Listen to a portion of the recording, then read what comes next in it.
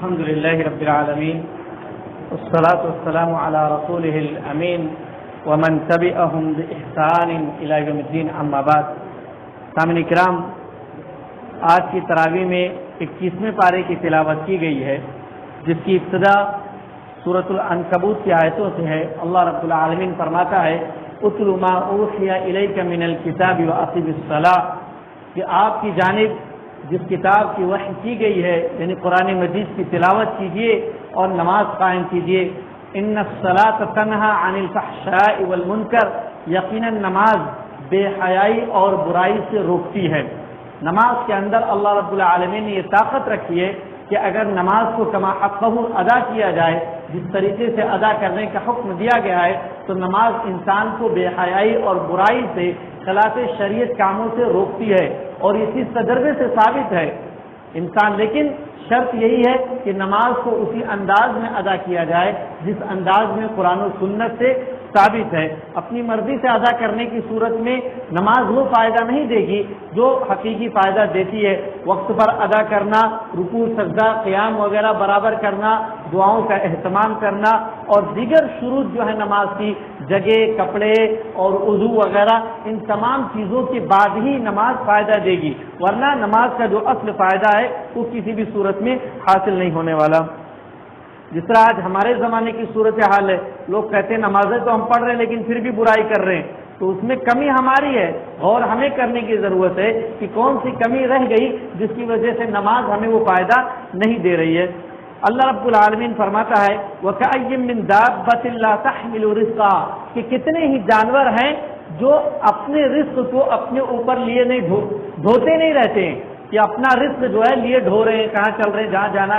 تو ایسے بے شمار جاندار ہیں، جانور ہیں جن کے جو اپنا رزق نہیں لیے. اللہ یرزقها، اللہ انہیں رزق دیتا ہے، وَإِيَّاكُمْ، اور تمہیں بھی. اس لیے رزق کے تعلق سے فکر کرنے کی ضرورت نہیں ہے، کوشش کرنی ہے، محنت کرنی ہے.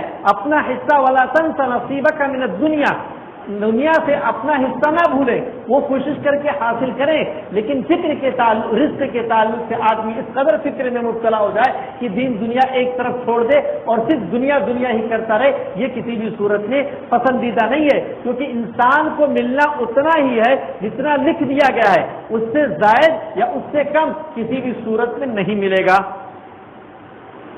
اس کے بعد اللہ رب العالمین فرماتا ہے وَمَا هَذِهِ الْحَيَاةُ الدُّنْيَا إِلَّا لَهْوٌ وَلَعِبٌ، کہ دنیا کی زندگی کھیل تماشا ہے. یہ دنیا کی زندگی فانی ہے، اس کا کوئی مطلب نہیں ہے، یہ ختم ہونے والی ہے.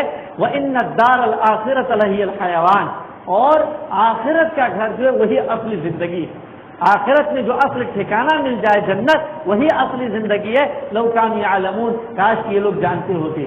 تو حقیقت جو ہے آخرت کی زندگی ہے اور وہی فائدہ مند ہے. اس کے بعد سورہ روم کا آغاز ہوتا ہے جو کہ مکی صورت ہے. اللہ کے رسول اکرم صلی اللہ علیہ وسلم کے زمانے میں دنیا کے اندر دو سپر پاور طاقتیں تھیں. جیسے آج کی دنیا میں امریکہ کو سپر پاور کہا جاتا ہے، تو اس زمانے میں دو سپر پاور طاقتیں تھیں، ایک روم اور دوسرا ایران، فارس. روم یعنی عیسائیوں کی حکومت جو تھی شام فلسطین وغیرہ پر، اور فارس ایرانیوں کی حکومت جو ایران وغیرہ پر تھی. تو ان دونوں کی جنگیں چلتی رہتی تھی اور کہیں تو عالمی جنگ ہوتی تھی. دونوں سپر پاور تھی اپنے زمانے کی، تو دونوں کے مابین جنگیں ہوتی رہتی تھی. اور اس وقت کے حالات یہ تھے کہ ایران زیادہ طاقتور تھا، فارس زیادہ طاقتور تھا، وہ عیسائیوں پر غالب آ گیا تھا.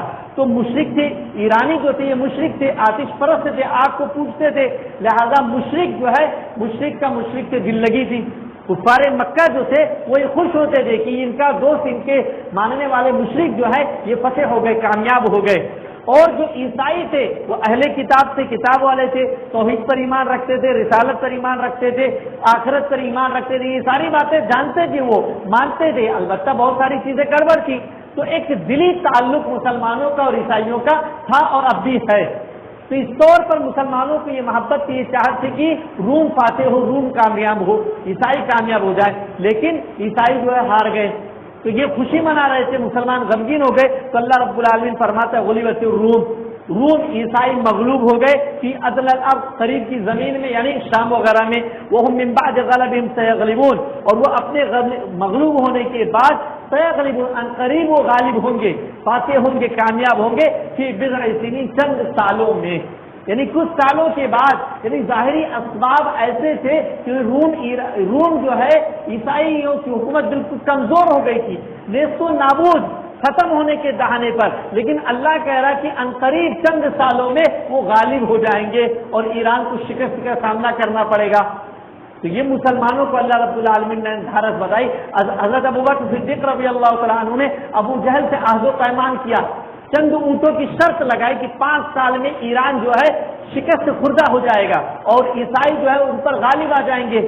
اللہ کے رسول اکرم صلی اللہ علیہ وسلم کو معلوم ہوتا ہے، اللہ کے رسول کہتے ہیں کہ بضع کا جو لفظ اللہ رب العالمین نے استعمال کیا چند سالوں میں، وہ 9 سال کے لیے کہا جاتا ہے، 1 سے 9 سال، اس لیے 5 سال کی مدت آپ نے جو رکھی وہ کم ہے، آپ مدت بڑھا دیں۔ پھر گفتگو کرتے ہیں ابو جہل سے، مدت بھی بڑھا دیتے ہیں اور اونٹوں کی تعداد بھی بڑھا دیتے ہیں، اور پھر 7 سال کے بعد جو مغلوب قوم ہوتی ہے عیسائی، وہ ایرانیوں پر غالب آ جاتی ہے، فاتح اور کامران ہو جاتی ہے۔ اللہ فرماتا للہ الامر من قبل ومن بعد، پہلے بھی اور بعد میں بھی اللہ ہی کے لیے حکومت ہے۔ کس کو غالب کرنا ہے، کس کو مغلوب کرنا ہے، یہ ظاہری اسباب کی بنیاد پر نہیں ہے، ورنہ 313 کی تعداد جنگ نہیں جیت سکتی، 3000 کی تعداد لاکھوں کے سامنے ٹک نہیں سکتی تھی۔ یہ اللہ جانتا ہے کہ اس کو کیسے ٹکانا ہے۔ تو اللہ فرماتا وَيَوْمَئِذٍ يَفْرَحُ الْمُؤْمِنُونَ، اور اس دن مومن خوش ہوں گے بنصر اللہ، اللہ کی مدد سے۔ یہ جو کچھ ہوگا فتح و کامرانی کی شکست اور ہزیمت، یہ سب اللہ رب العالمین کی مدد سے۔ ینصر من یشاء، اللہ جس کی چاہتا ہے مدد کرتا ہے، وہ العزیز الرحیم، وہ غالب اور رحم کرنے والا ہے۔ تو اللہ رب العالمین جیسا چاہتا ہے ویسا ہوتا ہے۔ اللہ رب العالمین نے پھر مشرکین کو تنبیہ کی اور فرمایا اولم یسیروا فی الارض، کہ یہ لوگ زمین میں چل پھر کر نہیں دیکھتے ہیں، فینظروا کیف کان عاقبۃ الذین من قبلہم، کہ ان سے پہلے لوگوں کی کیا حالت ہوئی، ان سے پہلے کی قومیں جو تھی ان سے زیادہ طاقتور تھی، کانوا اشد منہم قوۃ واثاروا الارض، ان سے زیادہ طاقت و قوت شان و شوکت والی قومیں تھی، واثاروا الارض، اور زمین میں کھیتیاں کرتی تھی، یا زمین کو پھاڑ کر گھر بنا لیتے تھے وہ لوگ، اتنی زیادہ طاقتور تھی، اتنی مہارت تھی ان کے پاس۔ اور فرماتے وامروها اکثر مما امروها، وہ زمین کو انہوں نے جیسے بتایا اس سے زیادہ بسا لیتے تھے، وہ تو ان سے زیادہ طاقتور تھے۔ جب اللہ رب العالمین نے ان کو ہلاک و برباد کر دیا، وجاءتهم رسلهم بالبينات، ان کے رسول ان کے پاس واضح نشانیاں لے کر آئے، ان لوگوں نے جھٹلا دیا، اللہ رب العالمین نے انہیں ہلاک و برباد کر دیا۔ جائیے آج بھی مدان میں مدین میں سعودی عرب کے اندر، وہاں دیکھیے تو آپ دنگ رہ جائیں گے کہ ان قوموں نے پہاڑوں کو تراش کر کیسا گھر بنایا ہے، کہ آج کی ٹیکنالوجی بھی فیل ہو جاتی ہے۔ مصر کے اندر جو معبد بنا ہوا ہے اس کو آج کی دنیا سالوں سے جو ہے اس کے اوپر ریسرچ کر رہی ہے کہ کس طریقے سے بنایا گیا، لاکھوں ٹن کے پتھر بغیر کسی سبق کے، بغیر کسی مشینری کے کیسے فٹ کیا گیا، اور بغیر کسی ناپ تول کے، بالکل سائز میں۔ دنیا حیران اور پریشان ہے۔ تو اللہ رب العالمین فرماتا ہے فما كان الله ليظلمهم ولكن كانوا انفسهم يظلمون، اللہ اس لیے نہیں کہ ان پر ظلم کرے بلکہ ان لوگوں نے خود اپنے آپ پر ظلم کیا اور اس کی وجہ سے وہ ہلاک و برباد ہو گئے۔ اس کے بعد اللہ رب العالمین فرماتا ہے فآت ذی القربى حقه والمسکین وابن السبیل، قرابت داروں کا حق ادا کرو، جو رشتے دار ہیں آپ کے، وہ زکوٰۃ کے مستحق ہیں، صدقے کے مستحق ہیں، تعاون کے مستحق ہیں، ان کا حق ادا کرو، والمسکین، مسکین کا حق ادا کرو، وابن السبیل، مسافر کا حق ادا کرو، ذلک خیر للذین یریدون وجه اللہ، یہ ان لوگوں کے لیے بہتر ہے جو اللہ رب العالمین کی رضامندی چاہتے ہیں، وَأُولَٰئِكَ هُمُ الْمُفْلِحُونَ، اور یہی کامیاب ہونے والے۔ وَمَا آتَيْتُم مِّن رِّبًا لِّيَرْبُوَ فِي أَمْوَالِ النَّاسِ فَلَا يَرْبُو عِندَ اللَّهِ، تم جو کچھ سود دیتے ہو تاکہ لوگوں کے مال میں بڑھ جائے، اضافہ ہو جائے، اللہ رب العالمین فرماتا ہے فَلَا يَرْبُو عِندَ اللَّهِ، وہ حقیقت میں اللہ کے پاس کچھ بھی نہیں بڑھتا ہے، حقیقی طور پر اضافہ کچھ بھی نہیں ہوتا ہے۔ يَمْحَقُ اللَّهُ الرِّبَا وَيُرْبِي الصَّدَقَاتِ، اللہ رب العالمین سود کو ختم کر دیتا ہے، وَيُرْبِي الصَّدَقَاتِ، اور صدقات کو بڑھاتا ہے۔ حدیث کے اندر آتا ہے کہ اللہ رب العالمین صدقات کو ویسے ہی بڑھاتا ہے جیسے بندہ جو ہے اپنے جانور کو، گھوڑے کو اناج دے کر اس کی پرورش کرتا ہے، اللہ رب العالمین بھی اس کے صدقے کو بڑھاتا رہتا ہے۔ تو اللہ رب العالمین فرماتا ہے وما آتیتم من زکاۃ تریدون وجه اللہ، اور جو تم زکات دیتے ہو جس سے تم اللہ رب العالمین کی رضامندی چاہتے ہو، فاولئک هم المضعفون، تو یہی لوگ بڑھانے والے جو زکات دیتے ہیں وہ اپنے مال کو بڑھانے والے۔ حدیث صحیح مسلم کی ہے ما نقصت صدقۃ من مال، صدقہ مال کو کم نہیں کرتا ہے، ظاہر میں ایسا لگتا ہے کہ مال کم ہو گیا، 100 روپے میں سے 2.5 روپے ہم نے دیا، 97 روپے 50 پیسے بچے، لیکن اللہ رب العالمین اس میں اتنی برکت پیدا کر دیتا ہے کہ وہ جو ہے بہت زیادہ ہو جاتا ہے۔ تو اللہ رب العالمین نے برکت اس میں رکھی ہے۔ پھر فرمایا ظہر الفساد فی البر والبحر، خشکی اور تری میں، خشکی میں اور سمندر کے اندر فساد، بگاڑ پیدا ہو گیا، بگاڑ جو ہے غالب آ گیا، ظاہر ہو چکا ہے، بما کسبت ایدی الناس۔ یہ جو پریشانیاں آتی ہیں، جو مصیبتیں آتی ہیں، جو مصائب آتی ہیں، جو آلام ہے، یہ تکلیفیں انسانوں پر یا سمندروں کے اندر جو بھی چیزیں ہوتی ہیں، اللہ فرماتا بما کسبت ایدی الناس، لوگوں کی بدعمالیوں کی وجہ سے، لوگوں کی کرتوت کی وجہ سے یہ ساری چیزیں ہوتی ہیں کہ انسانوں کے اوپر پریشانی اللہ رب العالمین ڈالتا ہے۔ ورنہ اللہ فرماتا ہے ما یفعل اللہ بعذابکم، اللہ تم کو عذاب دے کر کیا کرے گا؟ اس کو خوشی نہیں ملتی ہے، مزہ نہیں آتا ہے کہ انسانوں کو اللہ رب العالمین عذاب دے کے مزہ لے رہا ہے۔ جیسے آج کے لوگوں کو بہت ساروں کو مزہ آتا ہے کہ تکلیف میں مبتلا کر کے انسان کو مزہ آتا ہے، تو اللہ رب العالمین کو کوئی مزہ نہیں آتا ہے۔ اللہ کہتا ہے ما یفعل اللہ بعذابکم، تم کو عذاب دے کر اللہ کیا کرے گا؟ ان شکرتم وآمنتم، اگر تم شکر گزاری کرو اور ایمان لاؤ، ایمان لاؤ، اس کا حق ادا کرو، اللہ کے شکر گزار بن جاؤ، تو اللہ رب العالمین کیوں کر عذاب دے گا؟ تو فرمایا لیذیقہم، ایسا کیوں ہوتا ہے، تکلیفیں کیوں آتی ہے، پریشانی کیوں آتی ہے؟ لیذیقہم بعض الذی عملوا، تاکہ ان کے بعض اعمال، بعض کرتوتوں کی سزا کو چکھا دے، لعلہم یرجعون، تاکہ وہ لوٹ آئیں۔ یہ جو مصیبتیں، زلزلے، پریشانیاں، بیماریاں، تکلیفیں آتی ہیں، یہ وبائیں جو کچھ آتی ہے، ان کا مقصد ہوتا ہے کہ ان وباؤں سے ڈر کر، ان چیزوں سے اللہ رب العالمین سے ڈرے بندہ اور اللہ کی طرف رجوع کرے، توبہ و استغفار کرے۔ اولا یرون انہم یفتنون فی کل عام مرۃ و مرتين، کیا لوگ دیکھتے ہیں کہ سال میں 1 یا 2 مرتبہ، ہر سال 1 یا 2 مرتبہ وہ آزمائے جاتے ہیں؟ تو ہر سال بندہ آزمایا جاتا ہے کسی نہ کسی طور پر۔ ثم لا يتوبون ولا هم يذكرون، مقصد کیا ہوتا ہے؟ وہ توبہ کرے، رجوع الی اللہ کرے، نصیحت پکڑے، سیدھے راستے پر آئے، لیکن انسانوں کی حالت کیا ہے؟ ثم لا يتوبون ولا هم يذكرون، پھر بھی نہ توبہ کرتے نہ ہی نصیحت پکڑتے۔ جب پریشانی آتی ہے وَإِذَا مَسَّ النَّاسَ ضُرٌّ دَعَانَا لِجَنبِهِ قَاعِدًا أَوْ قَائِمًا، جب پریشانی آتی ہے تو اللہ اللہ، کھڑے کھڑے، اٹھے اٹھے، بیٹھے بیٹھے، اللہ اللہ۔ اور جب فَلَمَّا كَشَفْنَا عَنْهُ ضُرَّهُ مَرَّ كَأَن لَّمْ يَدْعُنَا، جب پریشانی اللہ دور کر دیتا ہے تو اللہ فرماتا کہ بندہ ایسے ہو جاتا ہے، ایسے گزرتا ہے سامنے سے، مسجدوں کے سامنے سے ہم گزر جاتے ہیں، اذان ہو رہی ہے، ایسے گزرتے ہیں جیسے ہم جانتے نہیں کہ یہ مسجد ہے، یہ اللہ کی پکار ہے، یہ اللہ کی آواز ہے، اللہ اپنے گھر کی طرف بلا رہا ہے، سوچتے ہی نہیں ہم۔ تو ہماری حالت انسانوں کی ایسی ہے کہ ہم سامنے سے گزر جاتے ہیں اور کوئی فرق نہیں پڑتا ہے۔ قل سیروا فی الارض فانظروا کیف کان عاقبۃ الذین من قبل، زمین میں گھوم پھر کر دیکھ لیجئے کہ پہلے لوگوں کی حالت کیا ہوئی، کیا انجام ہوا ان کا، ویسا ہی انجام اگر ہم بھی چاہتے ہیں تو زمین میں گھوم پھر کر دیکھ لیں۔ اللہ رب العالمین نے عبرت کا سامان مہیا کر رکھا ہے دنیا کے اندر۔ اس کے بعد سورہ لقمان کا آغاز ہوتا ہے۔ سورہ لقمان کی ابتدائی آیتوں میں اللہ رب العالمین نے لہو الحدیث کا ذکر فرمایا، جس کے تعلق سے مفسرین کہتے ہیں گانے بجانے اور اس قسم کے جتنے آلات وغیرہ ہوتے ہیں، ریڈیو ہو، ٹی وی ہو، موبائل ہو، جس سے گانے بجانے کا استعمال کیا جائے، یا بندہ خود گا بجا رہا ہے، خود ڈھولک پیٹ رہا ہے، وہ بھی اس کے اندر شامل ہے۔ اللہ رب العالمین فرماتا ہے وَمِنَ النَّاسِ مَن يَشْتَرِي لَهْوَ الْحَدِيثِ، مکہ کے اندر کیا تھا کہ اللہ کے رسول اکرم صلی اللہ علیہ وسلم جب تلاوت کیا کرتے تھے تو بعض لوگوں نے لونڈیوں کو خریدا۔ آج کے زمانے میں گانا بجانا، ڈانس کرنا یہ فیشن ہے، یہ فیشن ہو گیا ہے۔ اسکولوں کے اندر، اچھے اچھے اسکولوں کے اندر سکھایا جاتا ہے، باقاعدہ کورس ہوتا ہے، اس کا سکھایا جاتا ہے، اور ہماری مسلم بچیاں بھی سیکھتی ہیں، یہ ہم جانتے ہیں بخوبی یہ ساری چیزیں۔ آج بچہ اچھا گانا گا دیتا ہے، ڈانس کر لیتا ہے، باپ خوش، والدین خوش، بچہ کتنا اچھا ڈانس کر رہا ہے، وہیں پر اسے نہ فاتحہ یاد ہے اور نہ قل هو اللہ احد یاد ہے، قرآن کی ایک آیت ڈھنگ سے یاد نہیں ہے، صحابہ کرام کے چند نام اسے یاد نہیں ہے، اس پر تعجب نہیں ہے، لیکن بچہ اچھا ڈانس کر لے رہا ہے، فخر ہو رہا ہے مسلمانوں کو۔ تو اللہ رب العالمین بیان فرماتا ہے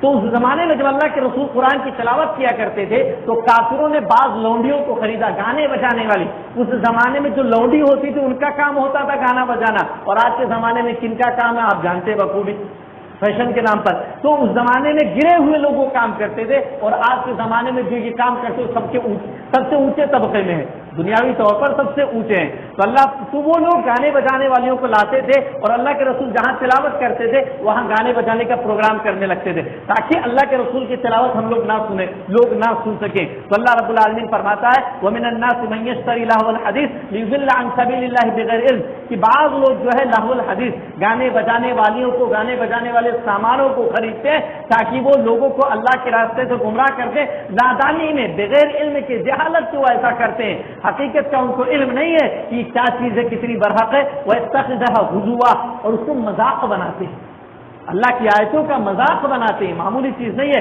اولئک لہم عذاب مہین, اللہ فرماتا ہے ان کے لیے رسوا کن عذاب, رسوائی والا عذاب ہے. وَإِذَا تُتْلَىٰ عَلَيْهِ آیاتنا, اور جب ان کے پاس ہماری آیتیں تلاوت کی جاتی ہیں, وَلَّا مُسْتَكْبِرًا, تکبر کرتے ہوئے وہ لوٹ جاتا ہے کہ لم يسمع, جیسے کہ اس نے سنا ہی نہیں. جیسے آج ہم مسلمانوں کی حالت ہے, کتنے احکامات کی آیتیں ہم سنتے ہیں, بتلاتے ہیں, نماز پڑھنا ہے, روزہ رکھنا ہے, زکات دینا ہے, سود خوری سے بچنا ہے, بدکاری سے بچنا ہے, آنکھوں کی حفاظت کرنی ہے, جسم کی حفاظت کرنی ہے, کتنے احکامات کی آیتیں ہم سنتے ہیں, لیکن واللہ مستکبرن کأن لم یسمع, ایک کان سے سنتے دوسرے کان سے نکال دیتے اور اپنے ڈھرے پہ چلے جا رہے, کوئی فرق نہیں پڑ رہا, کوئی مطلب نہیں ہے. اللہ فرماتا ہے کہ ان فی اذنہ وقرا, جیسے کہ ان کے کانوں کے اندر کوئی چیز ٹھوس دی گئی ہے, کوئی چیز پڑی ہوئی ہے, سنی ہی نہیں انہوں نے. فبشروا بعذاب علیم, اللہ فرماتا ہے ان کو تکلیف دے عذاب کی خوشخبری دے دیجیے, تکلیف دے عذاب کی خوشخبری دے دیجیے. اللہ رب العالمین مزید فرماتا ہے اس کے بعد, یہ سورہ لقمان ہے جو کہ مکی سورت ہے. اس سورت کے اندر اللہ رب العالمین نے لقمان حکیم, عربوں میں ایک بڑے ہی دانا اور عقل مند شخص گزرے ہیں, انہوں نے اپنے بیٹے کو کچھ نصیحتیں کی تھی, وہی نصیحتیں اللہ رب العالمین نے یہاں بیان فرمائی ہے. اللہ رب العالمین فرماتا ہے وَلَقَدْ آتَيْنَا لُقْمَانَ الْحِكْمَةَ أَنِ اشْكُرْ لِلَّهِ, ہم نے لقمان کو حکمت و دانائی عطا کی تھی کہ وہ شکر ادا کرے اللہ کا. وَمَن يَشْكُرْ فَإِنَّمَا يَشْكُرُ لِنَفْسِهِ, جو شکر ادا کرے گا وہ اپنے لیے ادا کرے گا. ادا کریں گے اگر ہم شکر اللہ کی نعمتوں کا تو ہمارا ہی فائدہ ہوگا, اللہ کا کچھ فائدہ ہونے والا نہیں ہے. ما زاد فی ملک شیء, سب کے سب شکر ادا کرے تو بھی اللہ کی سلطنت میں ذرہ برابر اضافہ نہیں ہوگا, اور سب کے سب نافرمان ہو جائے ما نقص من ملک شیء, تو اللہ کی سلطنت میں ذرہ برابر کمی نہیں ہونے والی ہے. اس لیے شکر ادا کرنا چاہیے اپنے لیے. ومن کفر, اور جو ناشکری کرے گا, کفر کرے گا, فإن اللہ غنی, تو اللہ بے نیاز ہے, حمید ہے, قابل تعریف ہے.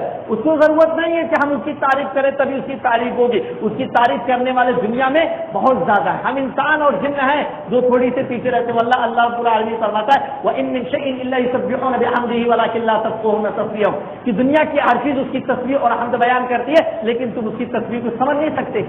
چرند پرند شجر حجر سب اللہ رب العالمین کی تعریف, تقدیس اور تحمید کرتے ہیں, تحلیل کرتے ہیں, ہمیں احساس نہیں ہے. اللہ رب العالمین نے پھر ان کی نصیحتوں کو بیان کرتے فرمایا وَإِذْ قَالَ لُقْمَانُ لِابْنِهِ وَهُوَ يَعِظُهُ يَا بُنَيَّ لَا تُشْرِكْ بِاللَّهِ, اور جب انہوں نے اپنے بیٹے کو لقمان نے نصیحت کرتے ہوئے کہا اے میرے پیارے بیٹے, لا تشرک باللہ, اللہ کے ساتھ شرک نہ کرنا. سب سے بڑا گناہ دنیا کے اندر شرک باللہ ہے کہ بندہ اپنے خالق کے ساتھ کسی کو شریک ٹھہرائے, اپنے رب کے ساتھ کسی کو شریک ٹھہرائے. دینے والا اللہ ہے, اس کی نسبت کسی اور کی طرف کرے. جیسے بارش ہوئی, فلاں ستارے کی وجہ سے بارش ہوئی, یہ بھی شرک ہے.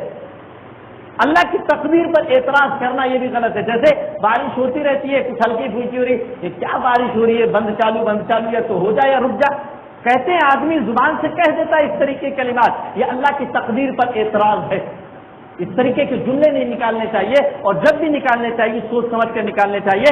ان الشرک لظلم عظیم, یقیناً شرک بڑا بھاری ظلم ہے, اس سے بڑا ظلم اور اس سے بڑا گناہ کوئی نہیں ہے. شرک معاف نہیں کیا جائے گا, اگر بندہ بغیر توبہ کے مر گیا تو اس کا جہنم میں جانا یقینی ہے.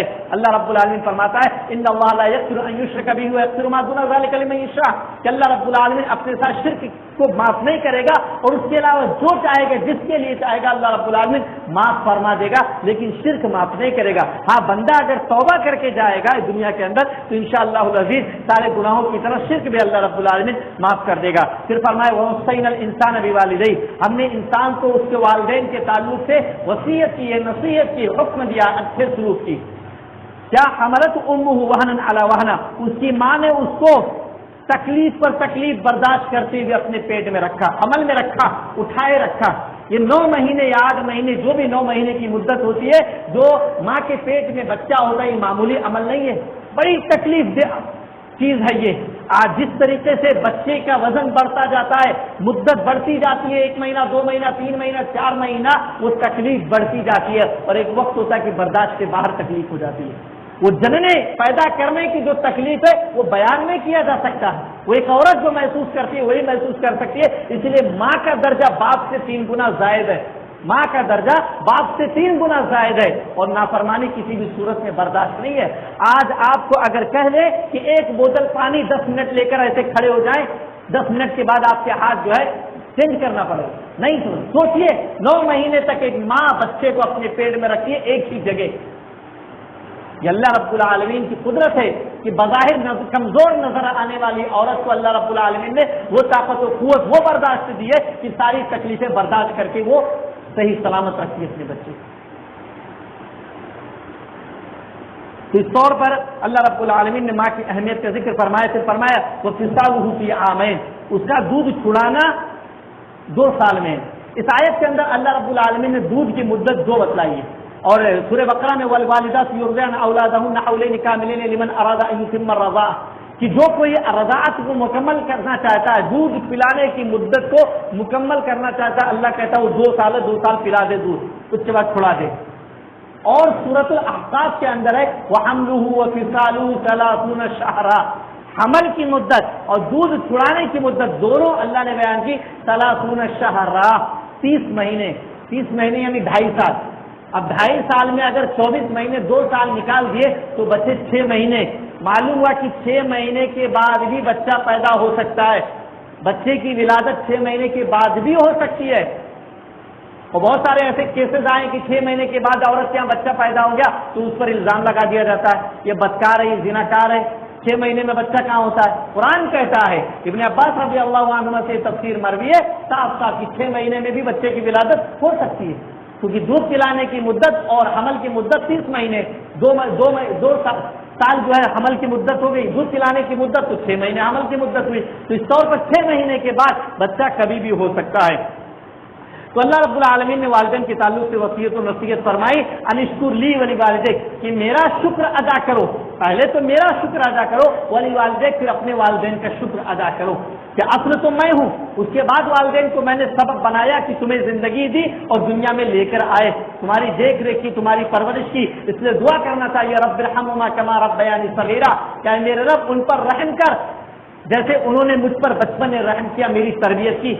ابتدا میں کتنی احتیاط کی ضرورت ہوتی ہے بچے کی پرورش و پرداخت کے تعلق سے، یہ غور کرنے کی ضرورت ہے۔ اللہ رب العالمین فرماتا ہے الی المصیر، میری ہی طرف لوٹ کر آنا ہے تم سب کو۔ اللہ رب العالمین نے، جیسا کہ اس سے پہلے بھی میں نے یہ بات بیان کی تھی کہ اللہ رب العالمین پہلے اپنا حق ذکر کرتا ہے، میری عبادت کرو، میری عبادت میں شرک نہ کرو، پھر والدین کا ذکر فرماتا ہے۔ قرآن کریم کی ایسی بے شمار آیات ہے جس کے اندر یہی اللہ رب العالمین نے طریقہ کار اپنایا، اپنا حق ذکر کرتا ہے پھر والدین کا، معنی یہ ہوا کہ اللہ کے حق کے بعد والدین کا حق بڑا ہے انسان کے اوپر، اس کی ادائیگی ضروری ہے۔ پھر اللہ رب العالمین فرماتا ہے وَإِن جَاهَدَاكَ عَلَىٰ أَن تُشْرِكَ بِي مَا لَيْسَ لَكَ بِهِ عِلْمٌ، اگر وہ تمہیں اس بات کے لیے فورس کرے، دباؤ ڈالے کہ تم میرے ساتھ شرک کرو، ما لیس لک بہ علم، جس کا تمہارے پاس علم نہیں، فلا تطعہما، تم ان کی اطاعت نہ کرو۔ والدین کے مقام و مرتبہ کو ذکر کرنے کے بعد اللہ رب العالمین نے بات بیان فرمائی، اگر وہ بھی والدین بھی یہ عمل کریں کہ وہ گناہ پر آمادہ کرنے کی کوشش کریں تو اللہ فرمایا فلا تطعہما، دنیا کے اندر سب سے معزز ہستی تمہارے نزدیک تمہارے والدین ہیں، لیکن اگر والدین بھی تمہیں شرک کرنے کے لیے کہیں، گناہ کرنے کے لیے کہیں تو ان کی بات نہیں ماننی ہے۔ لا طاعۃ لمخلوق فی معصیۃ الخالق، خالق کی نافرمانی میں مخلوق کی اطاعت نہیں کی جائے گی کسی بھی صورت میں۔ پھر اللہ فرماتا ہے وصاحبہما فی الدنیا معروفا، ہاں دنیا میں ان کے ساتھ بھلائی کا سلوک کرنا ہے۔ آدمی اسلام لے آتا ہے، اس کے والدین کافر ہیں، اس کے رشتہ دار کافر ہیں، ان کے ساتھ ربط و ضبط برقرار رکھنا ہے، ان کے ساتھ حسن سلوک والا معاملہ کرنا ہے، والدین کے جو حقوق ہیں ان کو ادا کرنا ہے، وہ کافر ہوں یا غیر مسلم ہو، کچھ بھی ان کے حقوق کی ادائیگی کرنی ہے، ان سے حسن سلوک کرنا، اچھا برتاؤ کرنا ہے، نرم رویہ اپنانا ہے، ان کو ان کی ہدایت کے لیے دعائیں کرنا، ان کو دعوت دین دینا، یہ ساری چیزیں ہونی چاہیے۔ وصاحبہما فی الدنیا معروفا واتبع سبیل من اناب الیہ، اور اس شخص کی اس راستے کی اتباع کرو، اس شخص کے راستے کی اتباع کرو جو الیہ، جو میری طرف لوٹتا ہے، رجوع کرتا ہے، ثم الی مرجعکم، پھر میری طرف پلٹنا ہے تم سب کا، فانبئکم بما کنتم تعملون، پھر میں تمہیں تمہارے اعمال سے باخبر کروں گا کہ تم نے کیا کیا عمل کیا ہے۔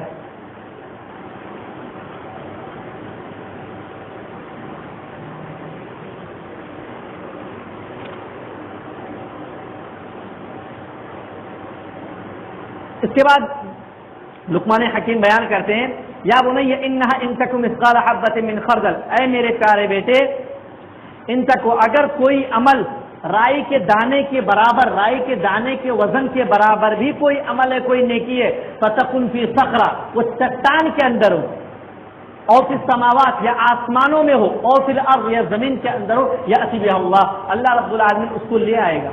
آپ کا معمولی سا معمولی نیک عمل اللہ رب العالمین ضائع اور برباد نہیں ہونے دے گا، اس کا پورا اجر دے گا۔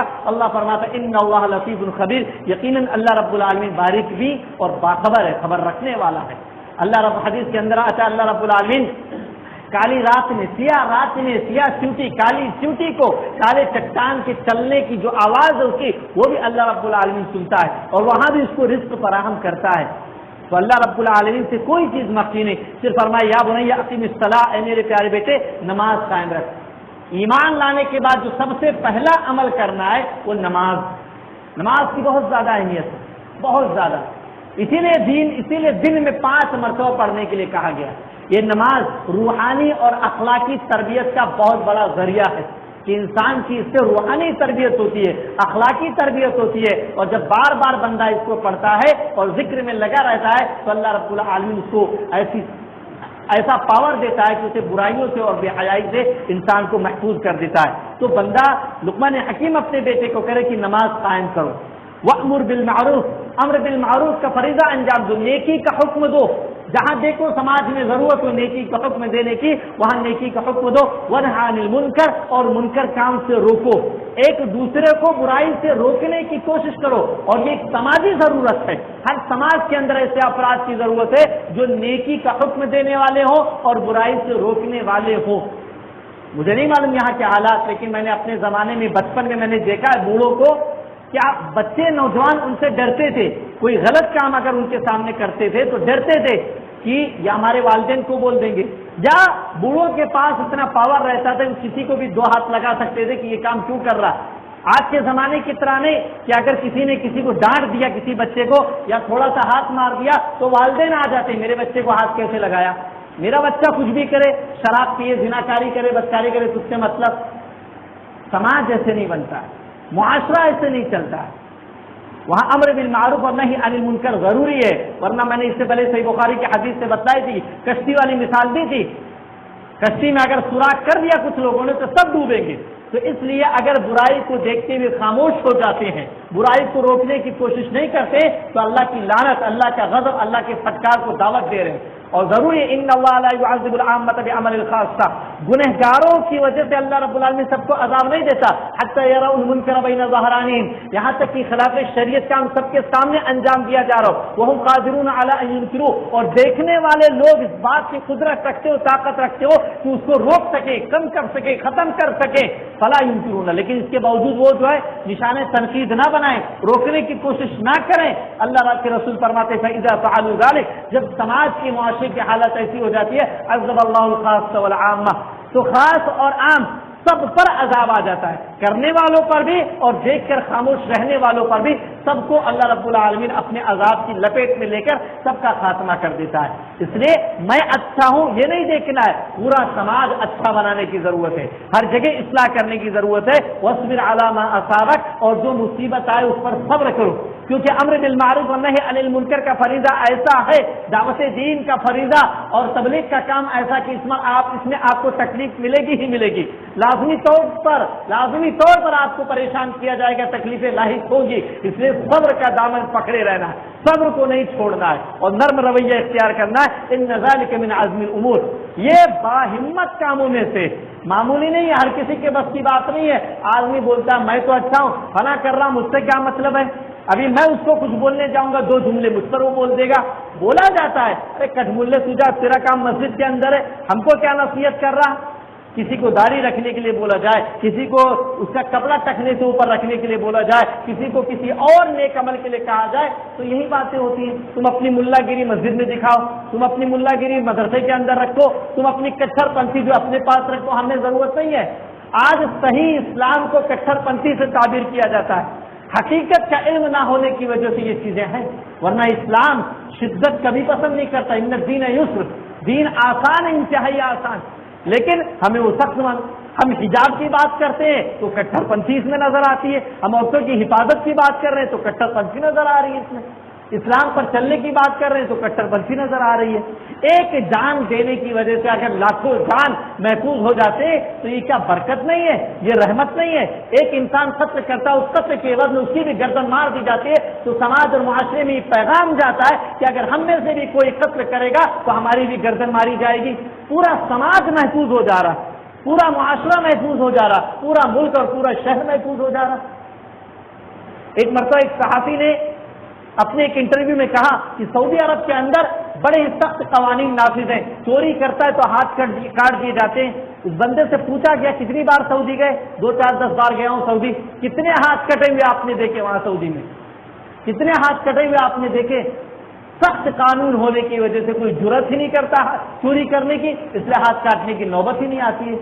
تو اگر 2 4 ہاتھ کٹ کے لاکھوں اور کروڑوں جان بچ رہے ہیں، لاکھوں اور کروڑوں مال بچ رہے ہیں، تو کیا حرج ہے اس کے اندر؟ یہ برکت ہے اسلامی حدود کی اور اسے نافذ کرنے کی۔ تو اللہ رب العالمین فرماتا ہے مزید، وَلَا تُسَعِّرْ خَدَّكَ لِلنَّاسِ، لوگوں کے لیے اپنے گال نہ پھلاؤ، یہ رخسار یعنی تکبر نہ کرو۔ جیسے ہمارے سماج میں بعض لوگ بعض سے تکبر کرتے ہیں، ان سے بولنا تک گوارا نہیں کرتے، یہ اس لائق نہیں کس سے میں بات کروں، یہ اس لائق نہیں کس کے ساتھ بیٹھ کر میں کھانا کھاؤں، یہ اس لائق نہیں کس کے ساتھ میں چائے پی لوں۔ بعض لوگوں کی سوچ ہوتی ہے، اپنا اسٹیٹس اتنا ہائی لیول رکھتے ہیں کہ وہ نچلے والا آدمی ان کو نظر ہی نہیں آتا ہے، کسی حیثیت کا حامل نہیں ان کے سامنے۔ تو اللہ فرماتا ہے لوگوں کے سامنے، لوگوں کے لیے اپنے گال نہ پھلاؤ۔ وَلَا تَمْشِ فِي الْأَرْضِ مَرَحًا، زمین میں اکڑ کر نہ چلو۔ اور سورہ بنی اسرائیل میں فرماتا ہے إِنَّكَ لَن تَخْرِقَ الْأَرْضَ وَلَن تَبْلُغَ الْجِبَالَ طُولًا، زمین میں اکڑ کر مت چلو، تم نہ تو زمین کو پھاڑ سکتے ہو اور نہ ہی بلند و بالا پہاڑ کی اونچائی تک پہنچ سکتے ہو، پھر تمہاری اکڑ کس بات کی؟ پھر تمہاری اکڑ کس بات کی؟ اور کسی محدث نے، کسی عالم نے کہا کہ یہ انسان تکبر کرتا ہے جو بول سے پیشاب کے راستے سے نکلا ہے، اس میں تکبر والی ہے کیا چیز اس کے اندر، یہ جو تکبر کرتا ہے؟ تو اللہ رب العالمین مزید فرماتا ہے ان اللہ لا يحب كل مختال فخور، یقیناً اللہ رب العالمین تکبر کرنے والے کو، گھمنڈ کرنے والے کو، فخر کرنے والے اور تکبر کرنے والے کو پسند نہیں کرتا۔ وقصد فی مشک، فرمایا وقصد فی مشک، درمیانہ چال چلو، درمیانہ چال چلو، نہ تو بہت تیز چلنے کی ضرورت ہے اور نہ ہی بالکل سست چلنے کی ضرورت ہے، درمیانہ چال چلو، آرام سے چلتے جاؤ۔ فرمایا وغضض من صوتک، اور اپنی آواز کو پست رکھو، شور شرابہ کر کے، بلند آواز کر کے اپنا غالب ہونے کی کوشش کرنا یہ صحیح چیز نہیں ہے۔ آواز کو پست رکھ کے دلائل کی روشنی میں گفتگو کی جانی چاہیے۔ اختلاف کی صورت میں یا ایسے بھی آدمی آواز پست رکھ کر گفتگو کرے، ورنہ اگر بلند آواز پسندیدہ چیز ہوتی کہ زور سے بولنا اچھی چیز ہے تو اللہ فرماتا ہے ان انکر الاصوات لصوت الحمیر، گدھے کی آواز سب سے زیادہ ناپسندیدہ ہے، اور گدھے سے کون تیز چلا لے گا؟ جب اپنا شروع کرتا ہے تو اس کے سامنے کس کی آواز بلند ہو سکتی ہے؟ اس لیے گدھے کی طرح بلند آواز سے نہیں چیخنا چلانا چاہیے۔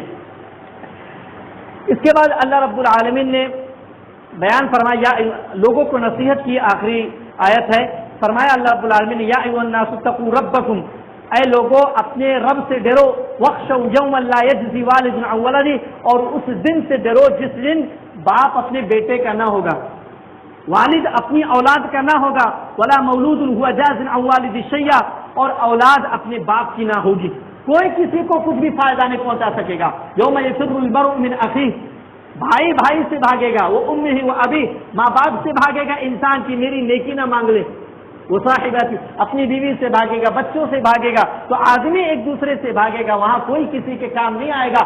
اللہ کے رسول اکرم صلی اللہ علیہ وسلم اپنی بیٹی فاطمہ رضی اللہ تعالی عنہا سے کہتے ہیں کہ سلینی ما شئتی، جو مانگنا ہو یہی مانگ لو دنیا میں، وما اغنی عنک من اللہ شیئا، آخرت میں اللہ سے تمہیں کچھ بھی فائدہ نہ دے سکوں گا، کچھ بھی فائدہ نہیں پہنچا سکوں گا۔ حدیث میں من بطأ به عمله لم يسرع به نسبه، جس کے عمل نے اسے پیچھے کر دیا، اس کا حسب نسب، اس کا خاندان، اس کا اسٹیٹس اسے آگے نہیں بڑھا سکے گا کہ میں خان ہوں، میں پٹھان ہوں، میں فلاں ہوں، میں ڈھکا ہوں، کوئی فائدہ نہیں ان چیزوں کا، کچھ کام نہیں آنے والی یہ ساری چیزیں۔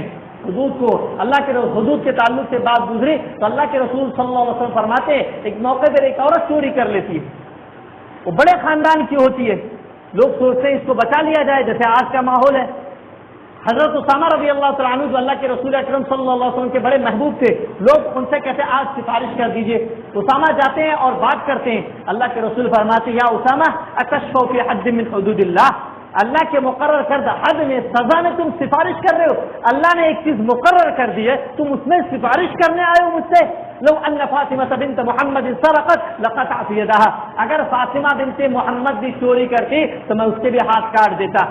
یہ اسلامی حدود اور اسلامی نظام ہے، اس میں اونچ نیچ، بڑا چھوٹا، شریف رذیل کچھ نہیں دیکھا جائے گا، عمل دیکھا جائے گا، کون سا عمل کس نے کیا ہے اور کون سا نہیں۔ تو فرماتا ہے اللہ رب العالمین ان وعد اللہ حق، یقیناً اللہ رب العالمین کا وعدہ برحق ہے، جنتیوں کے لیے اور جہنمیوں کے لیے، سب کے لیے اللہ رب العالمین نے وعدہ کر رکھا ہے۔ فلا تغرنکم الحیات الدنیا، دنیاوی زندگی تمہیں دھوکے میں نہ ڈال دے، یہ چند روزہ زندگی ہے، 60 سالہ، 70 سالہ، 100 سالہ، 200 سالہ، 1000 سال کی زندگی آپ جی لے، لیکن یہ چند روزہ زندگی ہے، یہاں سے پناہ ہو کر وہاں جانا ہے، اور وہاں حدیث کے اندر ہے بندے کو ایک لمحے کے لیے جس نے دنیا میں بڑی عیش و عشرت کی زندگی گزاری ہوگی، ایک لمحے کے لیے اس کے جہنم میں ڈال کے نکالا جائے گا اور پوچھا جائے گا حل رأیت خیرا قط، کیا کبھی تم نے بھلائی دیکھی ہے، اچھائی دیکھی ہے؟ کہے گا واللہ ما رأیت خیرا قط، میں نے کبھی بھلائی نہیں دیکھی، اچھائی مجھے کبھی چھو کر نہیں گزری۔ یہ ایک لمحے کی زندگی کہ بندہ 1000 سال دنیا میں عیش و عشرت کی زندگی گزارا